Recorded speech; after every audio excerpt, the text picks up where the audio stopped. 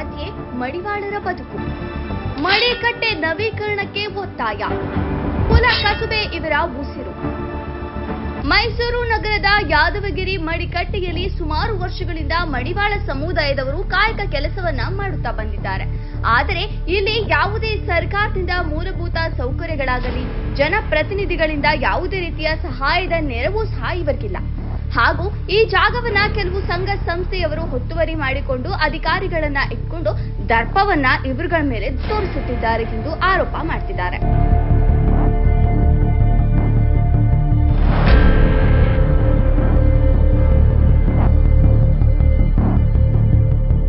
2 ವರ್ಷದಿಂದ ರಾಜಕಾಲುವೆ ನಿರ್ಮಾಣ ಹಾಗೂ ಪಕ್ಕದ ರಸ್ತೆಯ ಅಗಲೀಕರಣದಿಂದ ಮಳೆ ಬರುವ ಸಮಯದಲ್ಲಿ ಕೊಳಚೆ ನೀರು ಮಡಿಕಟ್ಟೆಗೆ ಬಂದು ಅಲ್ಲಿಯ ಮಡಿವಾಳ ಜನಾಂಗದವರ ಆರೋಗ್ಯಕ್ಕೆ ಹಾನಿಕರವಾಗುತ್ತದೆ. ನಾನು ಯಾದಗಿರಿ ಮಡಿಕಟ್ಟೆ ಅಧ್ಯಕ್ಷ SL ಮಲ್ಲೇಶ್ ಅಂತ.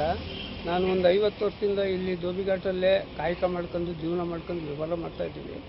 50 ವರ್ಷದಿಂದ ಇದು ಆಲ್ರೆಡಿ ಒಂದು ಮೋರಿ ಆಗಿತ್ತು. ಮೋರಿನಲ್ಲಿ ನೀರು ಅಡ್ಡ ಹಾಕಿ ಅದರಲ್ಲಿ ಜೀವನ ಮಾಡ್ತಾ ಇದ್ವಿ. ಅದನ್ನು ಯಾರೋ ಕಮಿಷನ್ ನೋಡಿ ನಮ್ಮ ಇದ್ರ ಬಗ್ಗೆ ತಿಳ್ಕೊಂಡು ಎಲ್ಲ ಆಲ್ಟ್ರ್ ಮಾಡಿ ನೀಟಾಗಿ ಮಾಡಿಕೊಡ್ತಿದ್ರು. ಪದೇ ಕ್ರಮೇಣ ಅದು ಹಂಗೆ ಬರ್ತಾ ಇತ್ತು. ಇದು ಆಲ್ರೆಡಿ ಕಾರ್ಪೊರೇಷನ್ ಸೇರಿದೆ. ಯಾದಗಿರಿ ಕಾರ್ಪೊರೇಟ್ ನಗರ ಪಾಲಿಕೆ ಧೋಬಿಘಾಟ ಅಂತಲೇ ಮೆನ್ಷನ್ ಇದೆ. ಅದ್ರ ಬಗ್ಗೆ ಏನು ಮಾತಿಲ್ಲ. ಅದ್ರ ದಾಖಲಾತಿ ಅಲ್ಲೇ ಇದೆ ಕಾರ್ಪೊರೇಷನ್ಗೆ. ಅವರು ಸುಮಾರು ಸರಿ ಒಂದು 10-12 ಸರಿ ಆಲ್ಟ್ರ್ ಮಾಡಿಕೊಡ್ತಿದ್ದಾರೆ ಕಾರ್ಪೊರೇಷನ್ನವರು. ಈ ಕೊಳಚೆ ನೀರಿನಲ್ಲಿ ನಿಂತು ಕಾಯಕ ಮಾಡಲು ತುಂಬಾ ತೊಂದರೆಯಾಗ್ತಾ ಇದೆ. ರಾಜಕಾಲುವೆ ಕೊಳಚೆ ನೀರು ಹಾಗೂ ಮಲಮೂತ್ರ ವಿಸರ್ಜನೆ ಮಾಡುವ ನೀರು ಸಹ ಮಡಿಕಟ್ಟೆಗೆ ಬಂದು ಸೇರುತ್ತವೆ. ಇವರ ಕಷ್ಟವನ್ನ ಕೇಳಲು ಯಾವ ಸಂಘ ಸಂಸ್ಥೆಗಳು ಮುಂದೆ ಬರ್ತಾ ಇಲ್ಲ ಹಾಗೂ ಜನಪ್ರತಿನಿಧಿಗಳು ಸಹ ಅವರ ಕಷ್ಟವನ್ನ ಕೇಳಲು ಮುಂದೆ ಬರುತ್ತಿಲ್ಲ ಎಂದು ಬೇಸರ ವ್ಯಕ್ತಪಡಿಸಿದರು.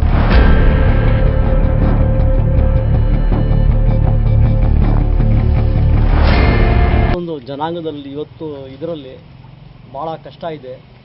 ಎಲ್ಲ ರೇಟ್ ಕೆಮಿಕಲ್ ರೇಟ್ಗಳ ಜಾಸ್ತಿ ಆಗಿಬಿಟ್ಟು 1 2 3 ರೇಟ್ ಆಗಿಬಿಟ್ಟಿದೆ.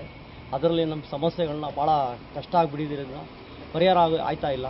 ನಮಗೇನಾದರೂ ಗೌರ್ಮೆಂಟಿಂದ ಒಂದು ಒಳ್ಳೆ ಪರಿಹಾರ ಮಾಡಿಕೊಟ್ರೆ ನಮಗೆ ತುಂಬ ಧನ್ಯವಾದಗಳು. ನಾವು ಭಾಳ ಕೇಳ್ತಾ ಇದ್ದೀವಿ.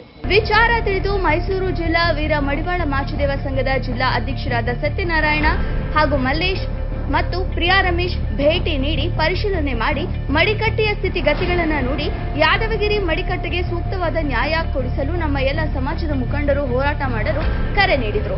ವರದಿ ರಮೇಶ್ ಕೋಟೆ. ಈ ಯಾದವಗಿರಿ ಧೋಬಿಘಾಟು ಸುಮಾರು ವರ್ಷಗಳಿಂದ ಇಲ್ಲಿನ ನಮ್ಮ ಮಡಿವಾಳ ಸಮಾಜದವರು ಇದನ್ನೇ ನಂಬಿ ಕಾಯಕ ವೃತ್ತಿಯನ್ನ ಮಾಡಿಕೊಂಡು ತಮ್ಮ ಮಕ್ಕಳ ವಿದ್ಯಾಭ್ಯಾಸ ಆಗಿರುವ ತಮ್ಮ ಹೊಟ್ಟೆ ಬಟ್ಟೆಯನ್ನು ಕಟ್ಕೊಂಡು ಜೀವನ ಮಾಡ್ತಾ ಇದ್ದಾರೆ. ಆದ್ರೆ ಸರ್ಕಾರ ಇದರ ಬಗ್ಗೆ ಗಮನನೇ ಹರಿಸ್ಕೋತಾ ಇಲ್ಲ. ಎಲೆಕ್ಷನ್ ಬಂದಾಗ ವೋಟಿಂಗ್ ಪವರ್ಗೆ ರಾಜಕಾರಣಿಗಳು ಇಲ್ಲಿ ಬಂದು ನಮ್ಮ ಮಡಿವಾಳ ಸಮಾಜವನ್ನ ಬಳಸ್ಕೋತಾರೆ. ಆದ್ರೆ ನಾನು ಇಲ್ಲಿರುವಂತಹ ಒಂದು ಸಮಸ್ಯೆಗಳನ್ನ ಬಗೆಹರಿಸ್ಕೊಡ್ತೀನಿ ಅಂತ ಹೇಳ್ಬಿಟ್ಟು ಮಾತಾಡ್ತಾರೆ ವಿನಃ ಇದ್ರ ಕಡೆ ತಲೆ ಹಾಕು ಮಲಗ್ತಾ ಇಲ್ಲ. ನೋಡಿ, ಇಲ್ಲಿ ಈ ಬಟ್ಟೆ ಒಗ್ದಿರುವಂತಹ ನೀರು ನಿಂತ್ಕೊಂಡಿದೆ. ಆದ್ರೆ ಒಗ್ದಿದ್ದ ಆಚೆಗೆ ಹೋಗುವಂತ ನೀರು ಅಲ್ಲಿ ಕಾಲುವೆಗೆ ಹೋಗ್ತಾ ಇದೆ. ಇಲ್ಲಿ ಪಕ್ಕದಲ್ಲೇ ಇರುವಂತದ್ದು ರಾಜಕಾಲುವೆ. ಸುಮಾರು ವರ್ಷಗಳಿಂದ ಆ ರಾಜಕಾಲುವೆನ ಮಾಡಿದ್ದಾರೆ. ಕಾರಣ ಏನಾಗಿದೆ ಅಂತಂದ್ರೆ ಈ ಜಾಗ ತಗ್ಗಾಗಿದೆ. ರಾಜಕಾಲುವೆ ಮಾಡಿರೋ ಜಾಗ ತುಂಬಾ ಹೈಟ್ ಆಗಿರೋದ್ರಿಂದ ಇವರು ಒಗ್ದಂತಹ ನೀರು ಆಚೆ ಹೋಗ್ತಾ ಇಲ್ಲ. ಆಚೆ ಹೋಗ್ದಿರೋ ಕಾರಣದಿಂದಾಗಿ ಈ ಕೊಳಚೆ ನೀರು ಮಳೆಗಾಲದಲ್ಲಿ ಏನು ಮಲಮೂತ್ರ ವಿಸರ್ಜನೆ ಮಾಡಿದಂತಹ ನೀರು ಈ ಮಡಿಕಟ್ಟೆ ಒಳಗಡೆ ಬರ್ತಾ ಇದೆ. ಭೇದ ಭಾವವನ್ನು ಮರೆತು ನಾವೆಲ್ಲರೂ ಮಡಿವಾಳರು ಎಂದು ಒಗ್ಗಟ್ಟಾಗಿ ಬಂದು ಈ ಜಾಗಕ್ಕೆ ಯಾದವಗಿರಿ ಧೋಬಿಘಾಟಿಗೆ ನಾವು ನ್ಯಾಯ ಕೊಡಿಸ್ಬೇಕು. ನಿಮ್ಮಲ್ಲಿ ನಾನು ಇಷ್ಟೇ ಕೇಳ್ಕೊಡ್ತಾ ಇರೋದು, ಈ ಜಾಗದ ಮುಂದಿನ ಬೆಳವಣಿಗೆಯನ್ನು ನಾವು ಮಾಡೋಣ ಅಂತ ಹೇಳಿ ನಾನು ಕೇಳ್ಕೊತಾ ಇದ್ದೀನಿ. ನಿಮ್ಮ ಸಮುದಾಯದ ಹೋರಾಟಗಾತಿ ಪ್ರಿಯಾ.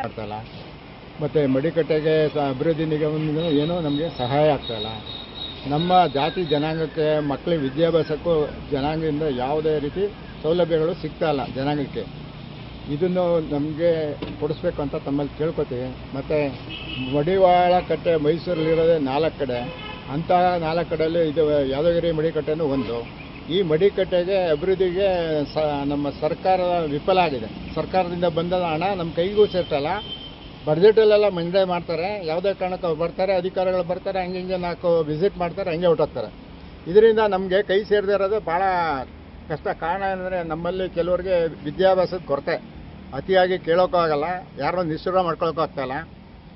ಈ ಪ್ರಮಾಣದಿಂದ ಏನಾಗಿದೆ, ವಿದ್ಯಾವಂತರಿಗೆ ನಾವು ವಿದ್ಯೆ ಓದಿಸೋಕ್ಕೂ ನಮಗೂ ಕಷ್ಟ ಆಗ್ತಾಯಿದೆ.